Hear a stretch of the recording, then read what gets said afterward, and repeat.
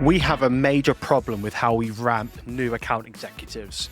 Your new AEs are being declared ramped at 3 or 6 months, but can they actually run discovery or execute the sales process without you jumping in to save them? Most can't, and that's the problem. Most sales teams ramp reps based on time in seat and not capability-based onboarding where you certify your new sellers. So I built a playbook full of frameworks, implementation roadmaps, and infrastructure guides that cut ramp time in half and have proven to improve win rates by 75%, and it's completely free. So stop this episode right now and go and download the Sales Readiness Playbook at therevenueenabler.com or use the link in the description below. Hey everyone, welcome back to another episode of the Hit Your Numbers podcast. And today we are joined yet again by the legend Nick. Hey Nick, how's it going? Hey James, how you doing? Good to see you again. Doing good. I left fired up after our last conversation. So looking forward to some more legendary advice and experience and strategies from our conversation today. Excellent. I'm not sure how my kids would find you calling me a legend, James, but I appreciate the sentiment. Thanks. Maybe when they're old enough to become sellers, they'll be like, my dad was a sales legend. Yeah, absolutely. And they'll have your playbook. I'll take it. Yeah. Yes, yeah. Absolutely. Yeah. No, good to be here. I'm really excited to talk to you again. And just been loving the podcasts and the show. It's been some great content. Awesome. Love it. Last time we spoke, I'm pretty sure I just had the hair transplant or I was about to have it done. So I saw a post this morning from somebody on my team, shared a post from Mark Burrett, and I just had it done and I looked like an absolute idiot and it was quite painful to watch back that video. So still mid transformation, but it's a lot nicer now to have something on top. Excellent. I've got a feeling you're fishing for compliments. I think you look gorgeous, James. You look gorgeous. Thank you so much. Tell you're a salesperson. I love the fact that you're so transparent about it. Excuse the pun, but it's looking good. Looking good. Thank you very much. And if anyone hasn't seen the previous episode that Nick did with us, it was absolutely world class. I'd highly recommend you go back and check it out. We'll put a link in the show notes, or just drop me a DM if you can't seem to find it, because we put out a load of content over the last kind of 6 to 12 months. But Nick, today, so we spoke about a bunch of different things that we can get into, right? Something that I think is really cool is this like new AE playbook and coaching shift for like elite sellers. And we spoke about a couple of things that we can get into. You mentioned about like AI native sellers and like reducing ramp or reducing the time to proficiency and helping sellers ultimately just improve the quality of execution. What did you mean by that? Maybe you can just kind of get into that a little bit more detail for me and the listeners.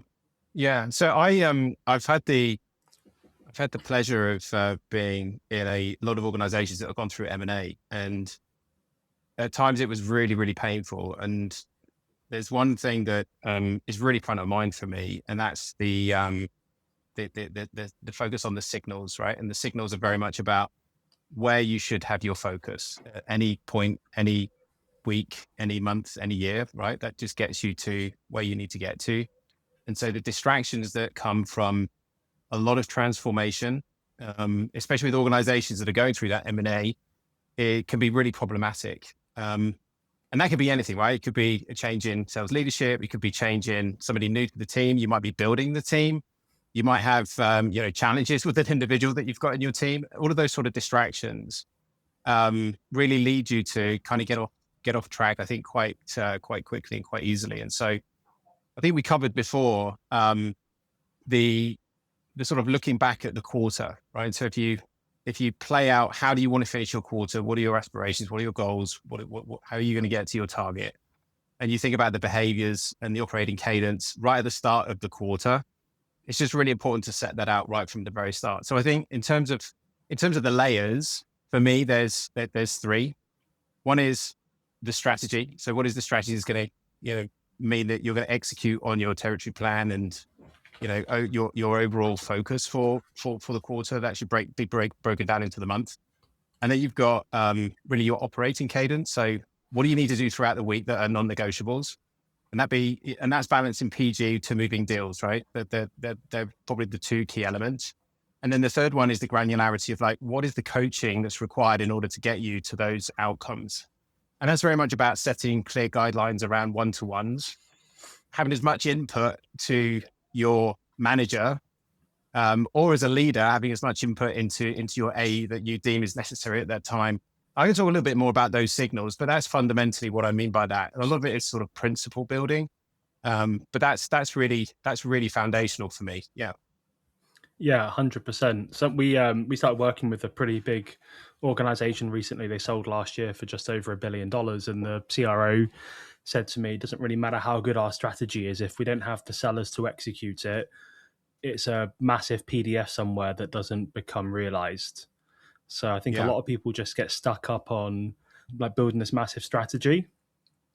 Yeah. And then they almost like they spend weeks and months and months and months building it, and then they just ship it over the fence and give it to a bunch of people that don't really know how to go and execute it. There's no real operating system and cadence to go with it. Like what you said on the last episode was just so spot on. Like, right, where do we want to land at the end of the quarter, and then reverse engineer all of the coaching conversations, deal reviews, enablement sessions, playbook design, everything, so we can actually enable our sellers to go and execute maybe this tough thing, but give ourselves the best chance to, when we land in the last minute of the quarter, we're across the finish line, not 30% off. And I just think that's so powerful. And unfortunately, a lot of people that I speak to, don't know if you see this, Nick, they spend so much time obsessing over this strategy, trying to make it so perfect. They forget actually the people that need to execute it probably lack the capability to go and do it. And that's why it really all falls down. Yeah, I think it's a really important responsibility from leadership where you've got, let's say, kind of like a VP level that may have second line management responsibilities to really determine for each of those leaders that they have, what is the overall segmentation that's taking place? What is the overall ICP, and then the personas that they're going after. So each of those leaders should definitely have a plan, right, in terms of how they're going to execute on their team's opportunity. And then at the AE level, they definitely need their own territory plan, and that's what really forms the cadence. And I would really encourage everybody to kind of like stand back and think about that sales motion. So I've worked in LastPass, my last role as VP for EMEA, we had a lot of velocity. In fact, 60% of our business actually came out of the SMB segment. But my background is very much enterprise. So I had to really lean in to understand, what are the signals around pipeline generation, movement of pipeline through the cycle, and then close rates, some really sort of foundational metrics, because it's so easy to get into, especially when you're dealing with sales ops, because they want to kind of like give you all of the data. What do you need? How do you need it? This is the way that, the CRO is looking at it. How are you meeting those goals? You really need to be very, very clear on your own metrics for your team.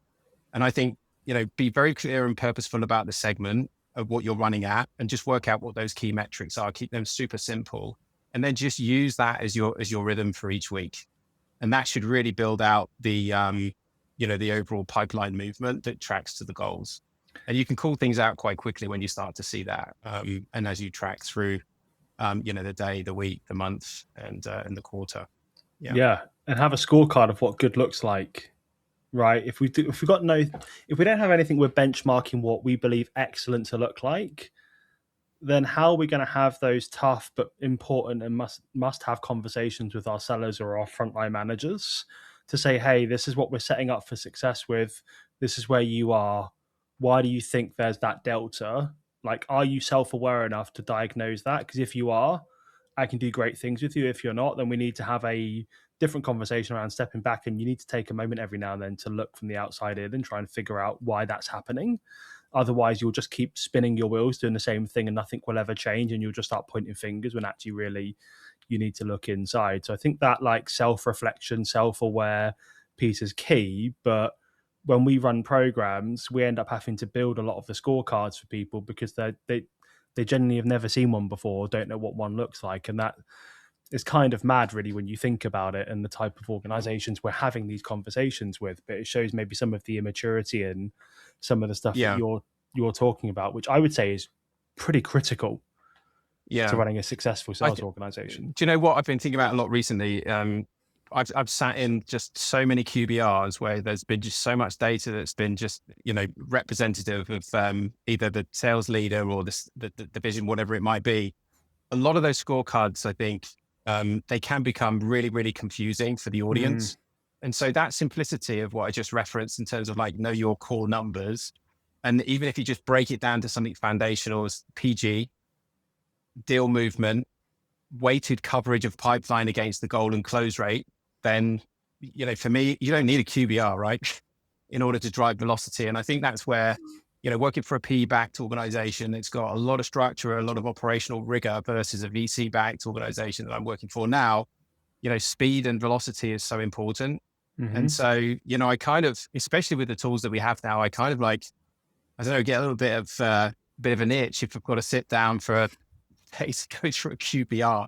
Nobody really has time for that anymore if you're driving velocity. So yeah, I agree on the scorecard. I think, just making sure that you've got really accurate baseline numbers around that so that you're tracking to the segmentation and the organization and, overall the market opportunity. That's really, really important. Yeah, spot on. And the scorecard has to be simple. Like when we do see a scorecard, it's like 0 to 10 ratings with no definitions. I'm like, how is anyone ever going to self-reflect and go, I'm a 7 for that? One, there's no definition. Also, 0 to 10's too much. We just quite like 0, 1, 2. 0, it didn't happen. 1, it happened, but not at the level of excellence we expect. And 2, it's been executed and achieved. For example, economic buyer. 0, no idea who they are. 1, have an idea but don't know what they care about and haven't met them. And 2, presented a fully aligned business case to that person and they are motivated to sponsor an expansion or whatever it might be. So just keep it dead simple. Have like 0, 1, 2, really clear definitions for what 0, 1, and 2 means. And then something I learned when I was a VP, it was super powerful, was called Drive the 5. Just pick 5 really critical metrics for the quarter that you want to see your team execute, and from reflecting the previous quarter. For example, when we lost deals, we noticed that we never met with the economic buyer. So this quarter, one of my 5 metrics is I want to see X percentage of opportunities by this stage. We've met the economic buyer, and in a really simple scorecard. It's not rocket science, right? But you just have to step back, like what you're saying here, and just reflect on why did we win? Why did we lose? Okay. Reinforce the good things and then go, right, how do we then enable the sellers to not do the bad things again because it sucks? Yeah. So I'm smiling because I actually had a session on this morning. I did a coaching session on validating the EB and defining the difference between the EB and a champion. There's just a couple of things that have sprung to mind, and I know this is a bit of an open format, James, so I'm just going to run with it. The pilots are not for free, right? Which is why we call them proof of values. And I think it's just a really good way of engaging and validating with your champion and, really differentiating, who sits where within the organization and be able to identify who the economic buyer is. And so I've been in scenarios previously where you give them keys to the kingdom and then, the A will just let them run at the pilot and just not have any kind of check-ins at all. Whereas, the discipline that we have now is like we do office hours, we validate who has actually logged in. We get signals with regards to the usage of the platform capabilities. What is the interpretation? Did they drop out of an assessment? And I must talk about what it is I'm doing now, by the way. But and all of these different signals are not just to validate, the technology capabilities. It also gives you the opportunity to multi-thread really, really significantly. And I think at the start of any kind of proof of value, it's just so important to really map the outcomes, what success looks like, all of those key fundamental things, but get your stakeholders on the readout, get your stakeholders on the outcomes. And so, I think coaching to a scorecard against those kind of like outcomes and objectives can be really, really strong when you're in a sort of like a stage of the sale where it becomes really meaningful and tangible, because junior AEs that have stepped in to suddenly, they've got a couple of years, they've done like a commercial role or maybe an SMB role, they're stepping into an enterprise role. They don't realize how important it is to, gain that equal business stature. And we've got a phrase that we use in Workera where I am now, where it's, you trade value for value. And that's a really key part. And so those little scorecard goals for each week are super, super value, very, very, very important. It's not just about, have you done the numbers on your dials and if you got your PG, that's about behavior outcomes, right? Yeah, 100%. And every business's context is different, but some of the things that I'm hearing from you there is aligning back to like exit criteria. Yeah. When I quit this business to start this business, we started working with a cybersecurity company with like 20 sellers, uh, elite on the phone. Like they were booking meetings left, right, and center, and they were still doing some good numbers, but the win rate was so low. Yeah. And we got a really powerful reference point now. Win rate's up 75% because I told the sales leader to stand up in our kickoff session and tell everybody that Mm, they were no longer allowed to bring a sales engineer to a discovery call, and they were no longer allowed to do a demo on a discovery call. And we were going to teach them how mm, to capture and quantify business value with a CISO, an IT director, a senior IT buyer. And the look on their faces when we said that was like, oh my God, what are we going to say to these super technical people, right? And then we just enabled them to go and do it. And like win rates up 75%, like across 20 sellers. It's amazing what happens when you put gates in place and say, hey, this is done by design to protect our time, protect our forecast, make sure we're working opportunities that we can actually win. And then you just coach and develop those people to execute that. And it's really, really simple thing you can implement. At Staff Circle, I got so dialed into the exit criteria from disco to demo. We were like an SMB mid-market HR SaaS. And I mm. said, if you want to do a demo, I'm going to KPI you on X number of demos per week. Okay.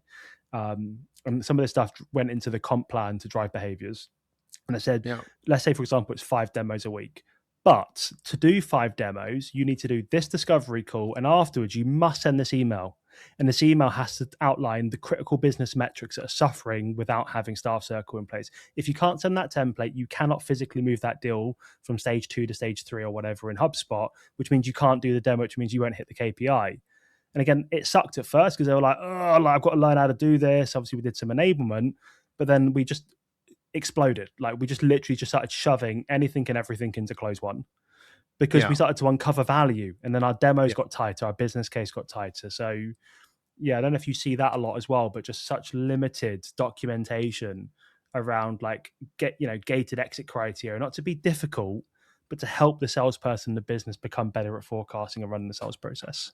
Yeah. So I've actually I've joined a Series B, VC backed. I know we're going to talk about that in a minute. And one of the things that that I've helped support the current sales leader, global sales leader, who I've worked with previously, and we did something similar, is rolling out a new sales playbook. And we've got very clear exit criteria on in terms of that, those gates around each stage through Salesforce. These are enterprise deals. They're pretty lumpy. And part of that exit criteria is also to ensure that we're validating against kind of peers and also the trajectory of the company. So they may actually change, right? You may actually get some improvements or some nuances around that exit criteria, which is also about transitioning away from maybe an early stage technology capability where you're a bit of an educator in the market, which is what we're doing at the moment, versus there being a really mature, big SaaS player that has been in the market and there's only sort of like 2 or 3 big major organizations. So I do think that exit criteria needs to reflect like the stage Mm-hmm. of the organization and where they're at any one time. But I see time and time again gaps between, asking this value for value. So the exit criteria may well be that you do send that follow up and you get that almost like lock in terms of, ensuring that you validate who, maybe it's your champion, you validate the champion, maybe you trade value for value for access for the economic buyer as well. But those gates, I think, are pretty foundational to move certainly enterprise deals through the cycle. Yeah, it's a Yeah, really good point. 100%. The next thing I wanted to talk about, and this was the mindset that I had at Seen It, so I'm so glad you brought it up, is like the retire yourself coaching mindset. Yeah, I yeah, have a point of view on this, but I'd love to get yours in a bit more detail for the listeners. I think it's so good. yeah, yeah. So I think when you sort of stand back and you look at, okay, so what are the aspirations of the company? What is my role within the company? What are my responsibilities and accountabilities within the company? And almost like the what's in it for me as well. I think if you join an organization, it's a very mature business and you're there to fulfill a need, and you're probably not going to grow very much, but you're going to kind of like earn okay. That's fine for individuals that maybe want to do that. But for others, you want to make sure that, you're meeting your aspirational goals. For me personally, that is organizations that like to drive velocity. And velocity for me is some sort of exit or some sort of event. I've been in seed, Series A to C, PE, and public companies with that mission in mind.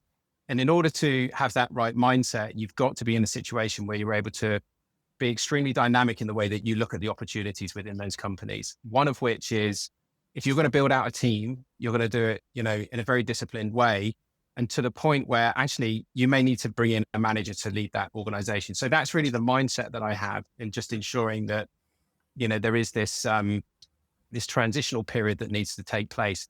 And quite honestly, I think there's also a duty of care to the company. And, don't get me wrong, salespeople are very selfish, and you want to make sure that you get out of the organization. They're the vehicle, if you like, to earn. But obviously, if you want to progress in your career and move into like a VP or a GM type role, you also need to be, sensible enough, and I think intellectually aware enough to know that you're going to move on at some point. And so I like to think about building out a foundation for the next person to really take over.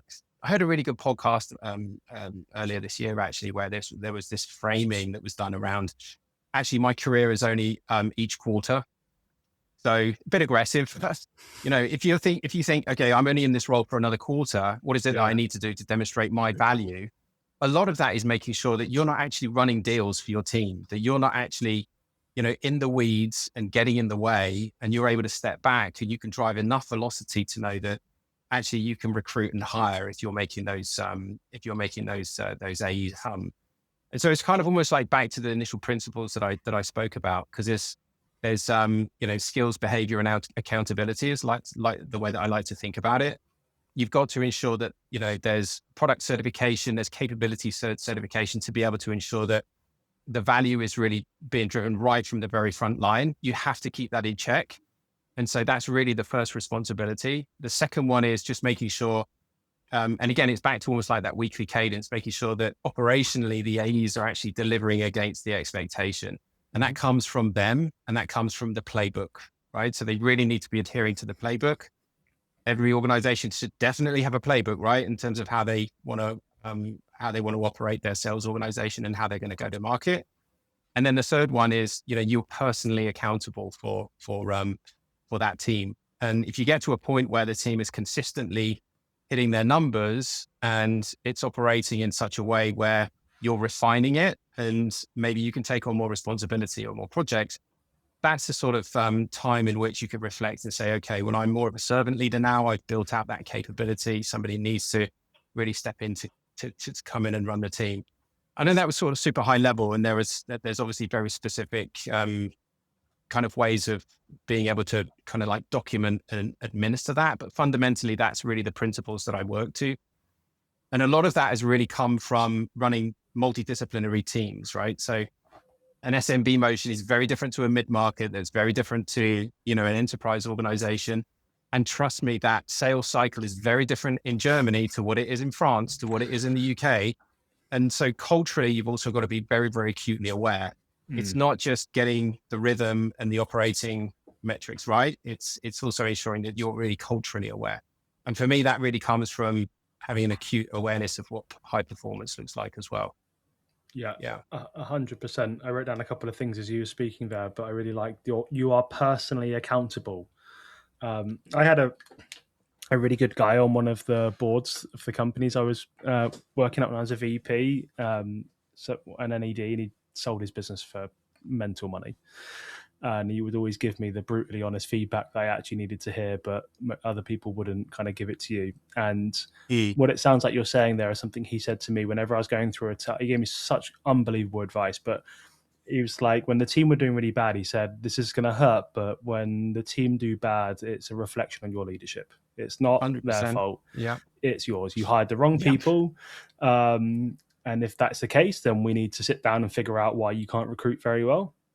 And if we would actually hire those people again, because like characteristics wise and culturally, they're a good fit, then you fail to develop and inspire and motivate them and get intimate with them to understand their needs, wants, and desires, and then give them a path to success. And he said, both of them suck, but you need to make a decision on which one it is, and then I'll help you with that.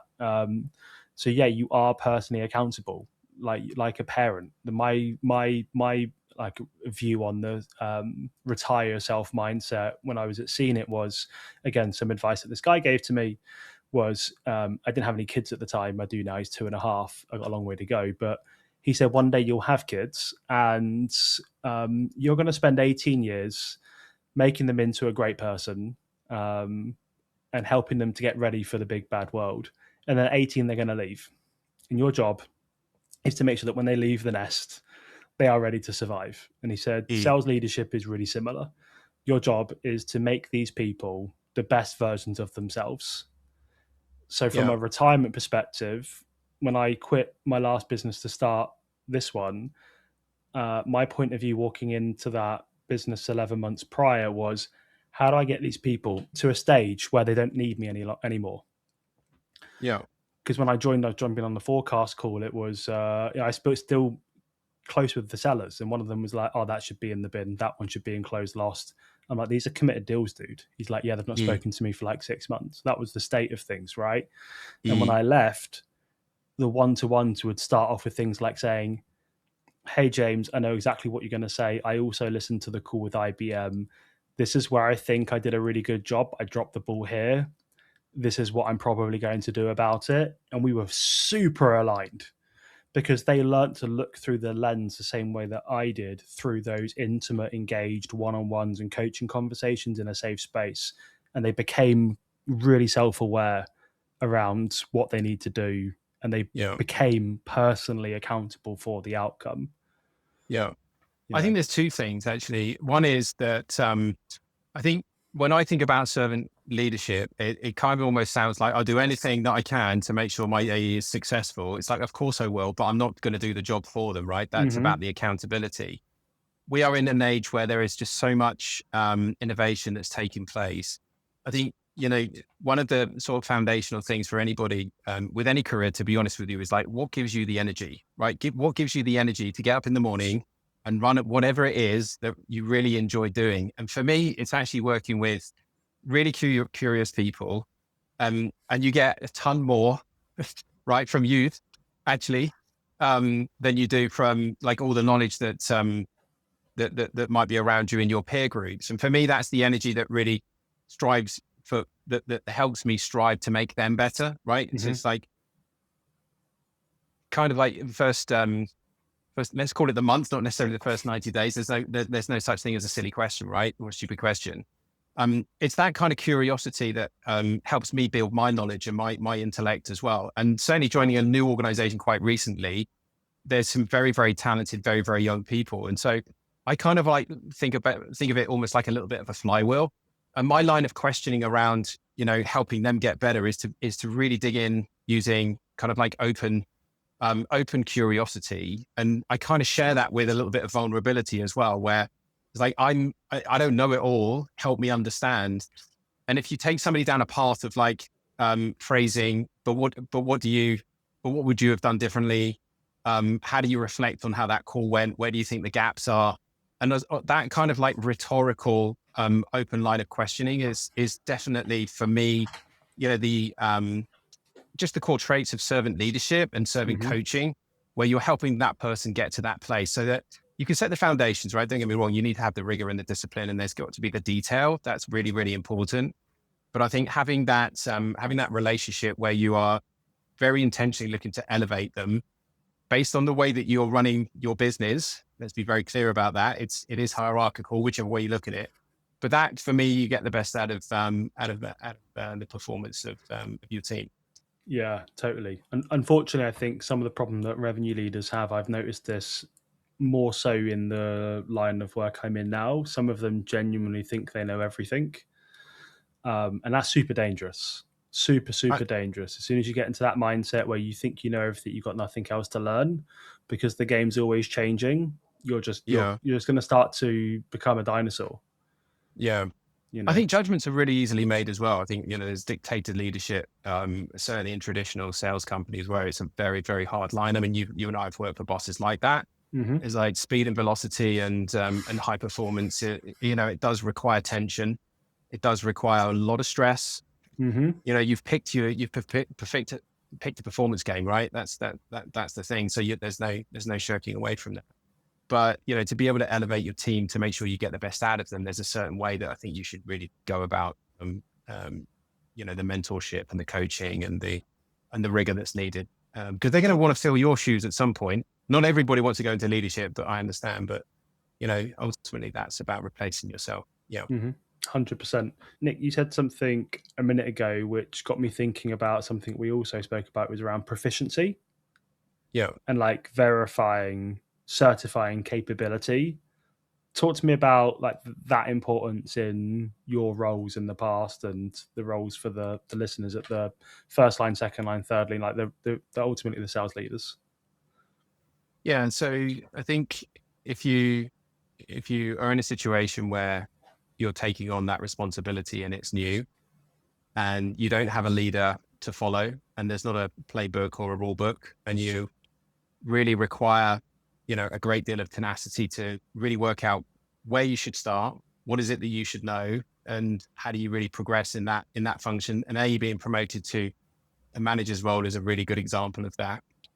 If there isn't a playbook and it's a kind of like a VC backed rocket ship and you need to create that yourself, I think there are some tenets that are just really, really foundational. And it really comes back to thinking about kind of two lenses for me. One is you've got your internal relationships and the other one is you've got your external relationships. And so the more that you go up in an organization, the less you spend in the field typically, and the more you spend on your own organization. And so I think that's a really good frame in which to think about, how you should really be conducting yourself. And I think a lot of the stepping into the manager's role, for example, is very much understanding what metrics the organization performs to right the way up the chain. So you should definitely be on top of, for example, the performance of the company, what changes are happening at leadership level, gain some sponsorship, right? Get some mentorship going across the organization as well. But really think about attaching yourself to what success looks like and what good looks like. A mentor is a really, really strong way to do that. But I really think you should build your own playbook as well. If you haven't built one out for your sales organization, that's obviously the priority. We've already talked about that. But to be really, really concise about how you think about your own behavior, map to, what good looks like within the organization. Also look at how the business is operating and really where its weaknesses are. Can you add value to those gaps? Because that's a really good way of getting internal advocacy. And then, translate a lot of the findings around how does our organization operate at scale into your team, share that knowledge and really support them in every element of the coaching and the mentorship. And also I think one other element of a metrics driven organization is to ensure that you've got the right data sets. So if you have support internally, if you're lucky enough to have like a sales ops lead, that alignment with the go-to-market leaders as well is really super important. So I would really think about that as a starting point if you're in a new manager's role. In a leader's role, I think that's slightly different because you'll spend probably 70 or 80% of your time internally, where you're managing your team, but also managing other senior stakeholder relationships. Yeah. Yeah, 100%. We've got a really simple, just pulling it up here. So if anyone's interested, we've got a Google Doc, which is basically a path to proficiency. Really, really simple way of just at a one-to-one level, pick the critical skill gap. So one of the things that we've been playing around with on our end is building like a skills database, because when we kick off engagements, we do an audit. So we have our flywheel, which is like audit critical skill gaps, design the content, roll out the enablement, do the coaching at deal and call level, and then leave behind like an enablement layer. So the audit part is really important. And when I say to a lot of these revenue leaders, hey, walk me through the roles in your go-to-market team, the different kind of levels of those roles, like, senior AE, etc. What are the skills required for that role? And then how do you define the level of skill? For example, a business case, like being able to build a business case is a really important skill, but at an SMB level, it might not be as important as it is in your world at enterprise. So theirs might be 1 out of 3, mid-market 2 out of 3, enterprise 3 out of 3. So like, do you actually have a skills database that you can we were speaking about like scorecards and benchmarking earlier. Like if you actually want to coach these people or even recruit people, like how are you recruiting people without having a skills database and going, these are the skills that are required for our context, not when I was at Salesforce or when I built that startup over there, like what we're doing. If we're AI native, would probably require different skills. So what's that skills database? And then at the proficiency level, pick the most important one for that rep right now based on underperformance in that area. Write it down, define like an OKR to go with it, and then provide learning content, capture evidence of it happening, review that skill on a weekly basis, select a mutual action plan like you would with selling, and have accountabilities for the rep and the manager. And then just have somewhere to have like one-on-one talking points running up to that event, like, hey, I'm really struggling here, or hey, I want to listen to this specific call on Tuesday when we meet up. Doesn't have to be anything fancy. Like I said, just a little Google Doc that says these are the critical skills for James at his level. This one's hurting him the most. So let's isolate it. And if it takes us 60 days for him to get full proficiency, become a master of that, that's not actually that much of a big deal, because that will help him unlock an extra 12% win rate, or, grow his deal size by X% or whatever it might be. So I just see like none of that really existing. And for me, that's part of the playbook when we're building a sales organization is if we need to hire people, what do these people need to be able to do? And to your point, then how do we then like capture or validate the level of capability that these people have? So I think a lot of those skill gaps, they can be addressed in, role play. I mean, there's obviously different tools, recording tools that everybody is using now. I think everybody must be using those by now, quite if they're not. You'd be amazed how many people don't. Oh, really? Yeah. But cool snippets of how a live call has gone. I think that that kind of gold is really valuable in terms of addressing the asks and the needs of the AE. But I also sort of reflect upon the ramp that I've had at Workera quite recently, and that is that I did something like 30 live calls as a buddy within the first sort of, I think it's probably the first 5 weeks of being in the organization. So, I've really learned from my peer groups very, very quickly in terms of that, onboarding process.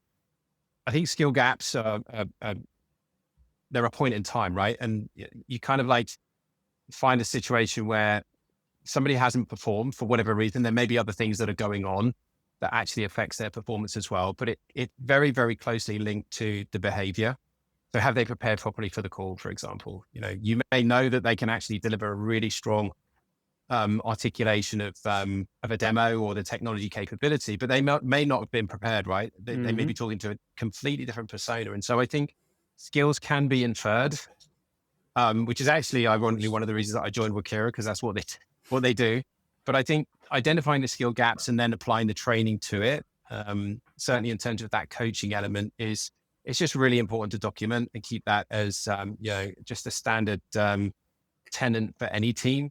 And that's something that I don't know. I assume most organizations actually do that, James, but maybe that isn't the case. Because if they don't know what good looks like, what chance have they got? Yeah, I mean, I'm happy to do it, but I don't think that we should really be doing a skills audit, because when we rock up, they should say we do a monthly or quarterly win-loss analysis. We pull all of the conversations at discovery, demo, negotiation, whatever it is, value realization, CS stuff, and we run it through our rubric, and we put it into these kind of tools, and it tells us at the rep level, at the cohort level, okay, great, we've got 70 sellers. These are the 4 cohorts designed by their biggest skill gap based on their role. Can you get started immediately? Here's our context. We sell this to these organizations. We go build that, roll it out. But instead, we have to spend ages listening to calls, understanding the makeup of their roles and the ICP segments, and then helping them design what skills that those people should have. And that's why we end up getting stuck into like the strategy side, not just execution, because there's usually so many gaps that you would expect to be there that just don't exist. For example, hey, can you come in and help us with our forecasting? Because we're just so inaccurate with how we do it. I'm like, cool, can you send me over a 1-pager of how you guys define commit, best case, and pipeline, and when a seller should use it? What do you mean? I'm like, well, that could be part of your problem. The reason the number that you call in commits that don't follow through is because reps are just using them because they're just a drop down. They actually don't even know what it really means and when to use it in this business versus the last business they worked at.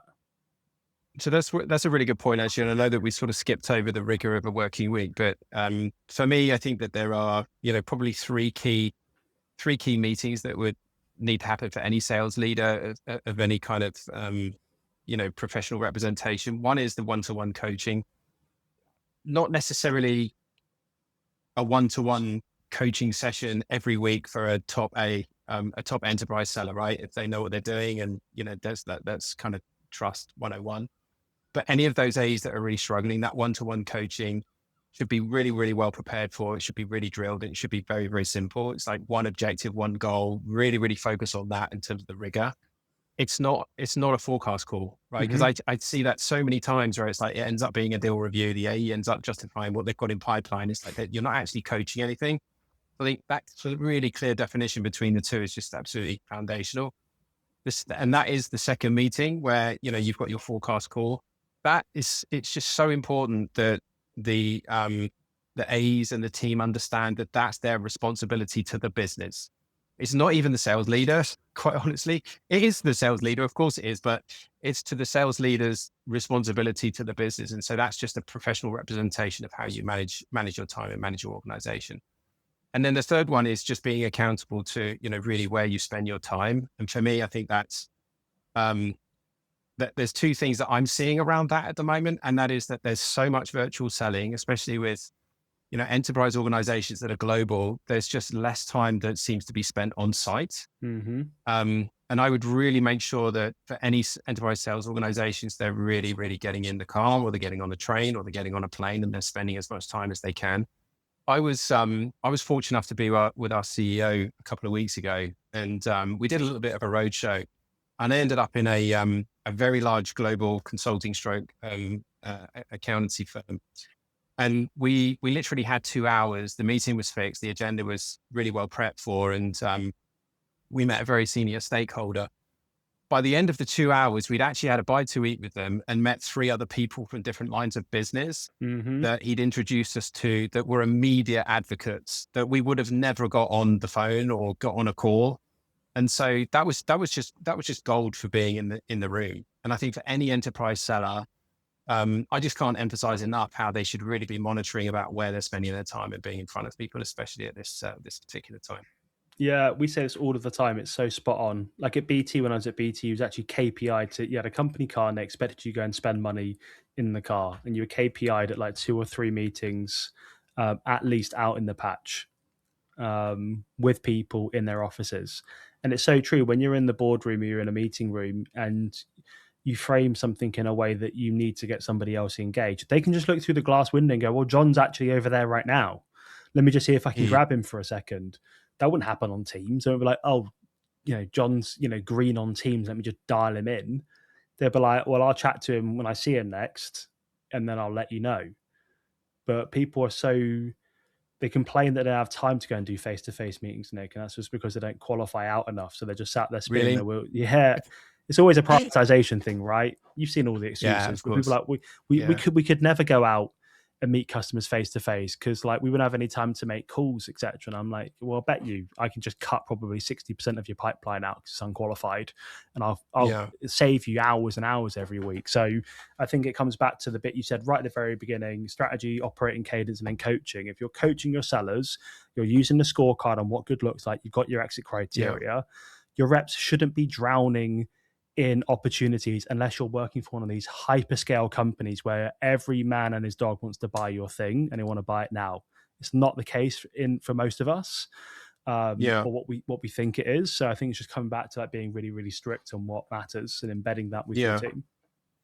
Let me give you a bit of color on this, James. So this is a really important topic of conversation. So when I first started using any kind of agentic tools and just playing around with building agents, like everybody has done now in sales, you kind of like get excited because you feel like you've built some efficiencies, and then actually you haven't because you kind of like got, I don't know, some workflows wrong, or there's a lot of inferred information that comes out where you have to double check it, or a presentation is just formatted in such a terrible way that you end up spending more time on rebuilding an agentic presentation than what you are actually, if you'd have started squarely in PowerPoint.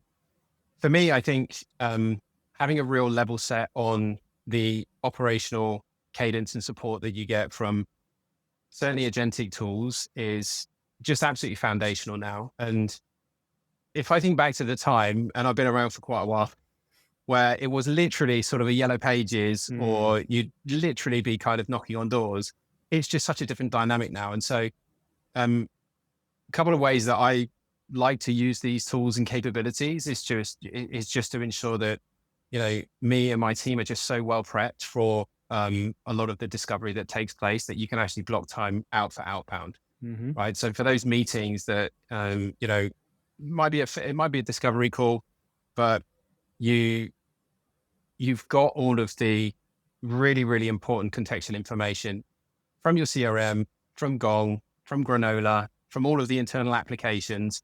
And of course, you know, a lot of organizations have got too many tools, but having a really accurate, let's say, skills or, structured skills prompt that feeds you to make your week a lot more efficient so that you're well prepared for these calls is going to give you more time for PG.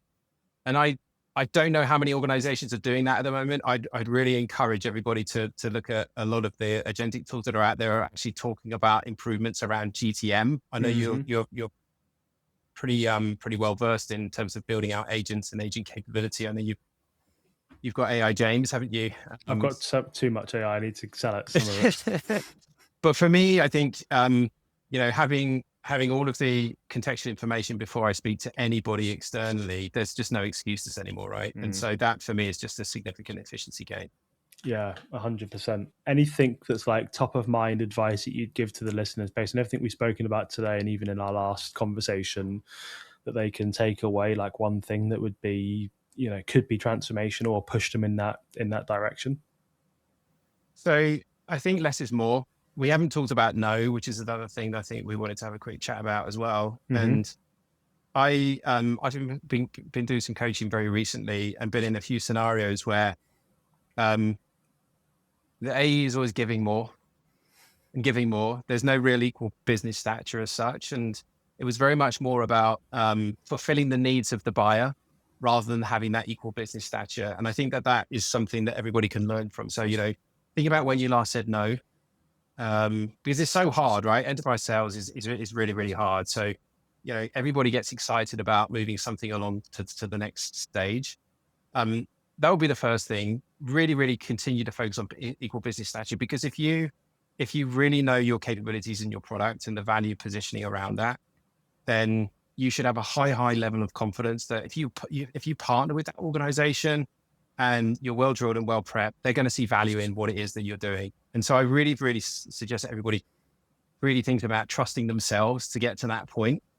So I think equal business stature, simplifying what it is that you're doing, that would be the other thing that I would say at the moment. You know, and it might sound a little bit of a cliche, but if you've got a really solid playbook, trust the playbook, trust the gates, you know, really stick to a high level of discipline, and the success will come. It will come. Yeah, you just got to stick it out, right? I have this thing that I call Win the Day. We actually built these planners. They're 90-day, they're quarterly sales planners, and it basically gets you every day to reflect on what happened today. And then the next day you write down what are my PG goals and what my PM pipeline management goals, like what 3 deals must I advance today?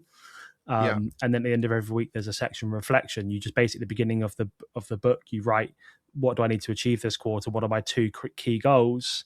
And then at the end, you see how you got done. And I call it Win the Day because I think so many people are so busy running everybody's race, and they just need to stay in their lane and go, what am I actually trying to achieve here? Take your strategy, operating cadence, and the coaching and go, cool, to actually execute that for the next 90 days. What do I need to do just today? It is Thursday, the 13th of August. Forget yesterday and tomorrow. What must I do today to move the ball forward? And if I can just write 3 to 5 things down on there and do those, I will win today. And if I do that tomorrow and the next day, it compounds and I get one step closer. And I've been doing this with a couple of inside and outside of work things that I'm going through at the moment. And it's something I always lean back to. I've got this massive goal. I'm not going to win that today. I just got to take the baby thing, you know, the small part and break it down. There's a really good book actually called Atomic Habits that is, you know, relates to that. And, you know, there's a lot of, I think, podcasts about this as well. But I think those small, repeatable, disciplined steps are really the foundation of what's going to get you to the top of the mountain. And so it's very easy to use a lot of cliches, right? But it is so true. So that's why I'm saying simplicity for me is very, very important. I block out time every single morning for me to really, really have deep thinking time after a run or a walk or a swim or whatever it is, to really focus on what are the outcomes for the day. Very similar to you. I like the win the day. That really works. But if you've got a really strong leader, or if you are stepping into a leadership role yourself, those tenets and foundations of, what those steps should be as an operating cadence are really, really going to, make the difference. So yeah, I completely agree with you, James. Well said. And to your point, discipline, you just got to stick to it, right? Once you've done it, lock it in, stick to it, ride it out. And if you do it with the right attitude, you'll probably win. And if you don't, you'll probably lose. So yeah, thanks again, Nick, for hanging out with us. We're pretty much bang on time, which is a rare thing over here. So I'm sure we could have kept going, but go check out what Nick's doing. The company's super, super cool. They're doing some really great stuff. So go give Nick a follow. And Nick, who knows, maybe we'll get you in for part 3 at some point. I know you're a very busy man. That'd be great. Later this year, maybe. Sounds good. All right, James. Awesome. Thanks All right, thanks so much for hanging out. Thanks. All right, thanks for listening to this episode. I've got something else I want to give you before we wrap up here. So we've built the leading skill optimization platform with 400 plus sales lessons, 12 courses from prospecting all the way through to late stage deal negotiation and more, one-to-one sales coaching and AI sales assistance. And I want to give you 7 days free access to the platform. The reason I want to do this is because nobody gets a degree in B2B sales. And after training and coaching hundreds of sales reps and teams in the last 2 years, most haven't mastered critical selling skills. And it's preventing them from being promoted, earning great money, and building a great career in B2B sales. So go to the revenueenabler.com, grab a free trial, and join hundreds of salespeople that are closing their skill gaps and mastering sales. There's a link in the video description. I'm looking forward to getting you set up. Give me a shout with any questions.